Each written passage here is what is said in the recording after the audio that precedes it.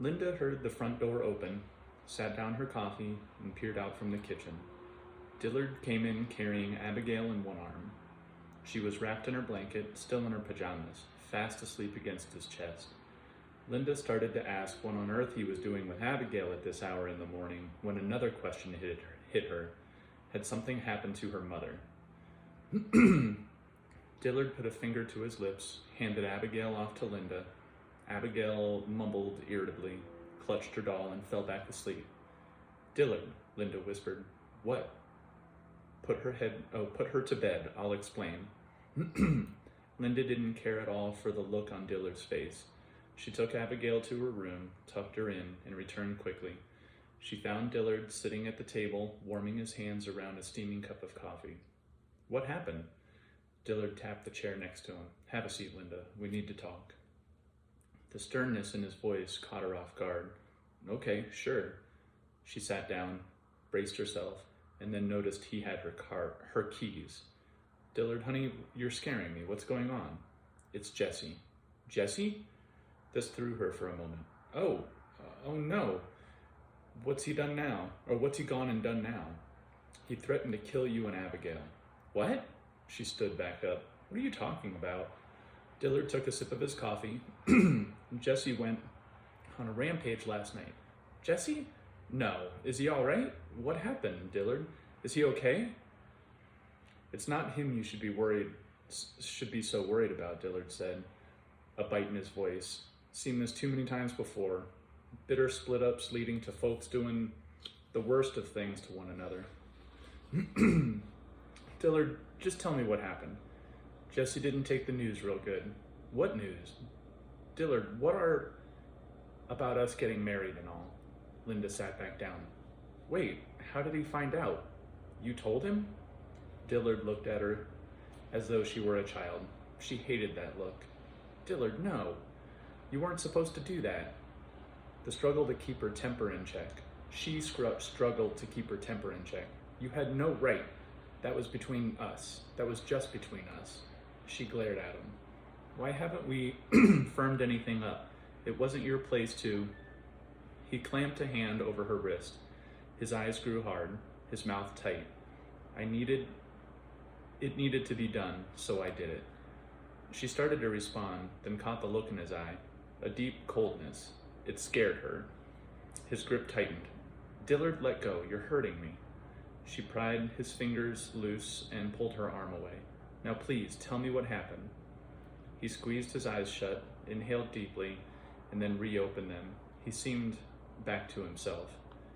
Jesse met up with Chet and Leonard last night, looking to do some work for the general.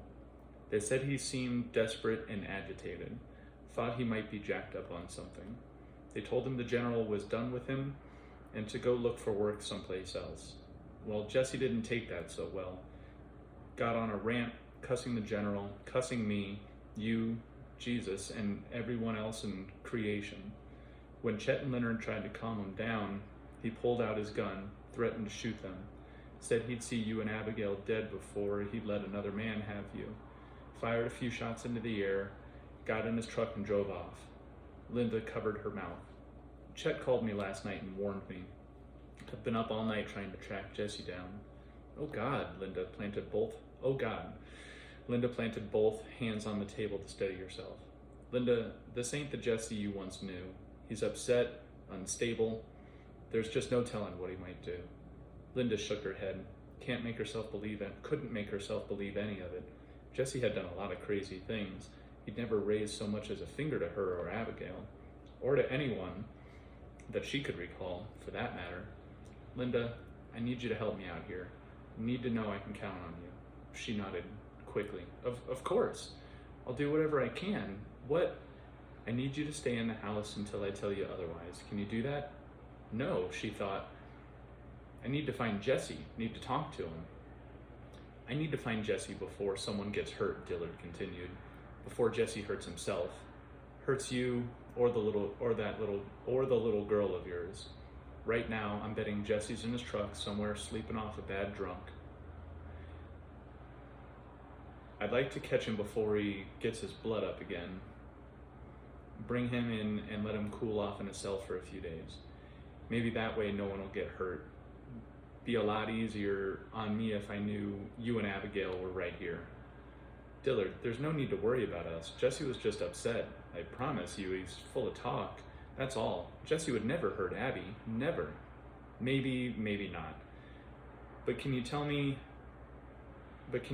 he wouldn't grab Abigail and run off if he had the chance? Are you absolutely sure of that? Linda started to answer, then didn't, because she couldn't say for sure.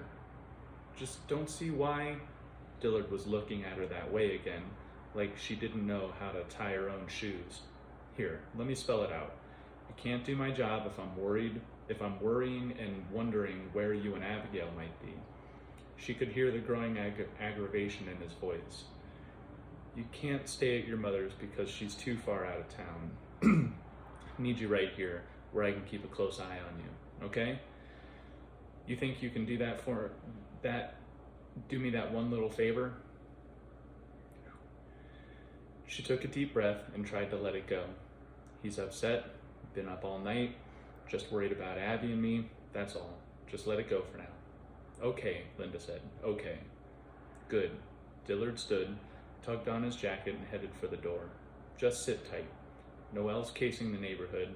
He'll have his eye on things till I'm back. So long as you stay put, all will be just fine. He left the house, locking the door behind him. It wasn't until he'd driven off that Linda realized he'd taken her keys with him. She rubbed her wrist where he grabbed her. Couldn't stop thinking about the way his eyes had gone cold.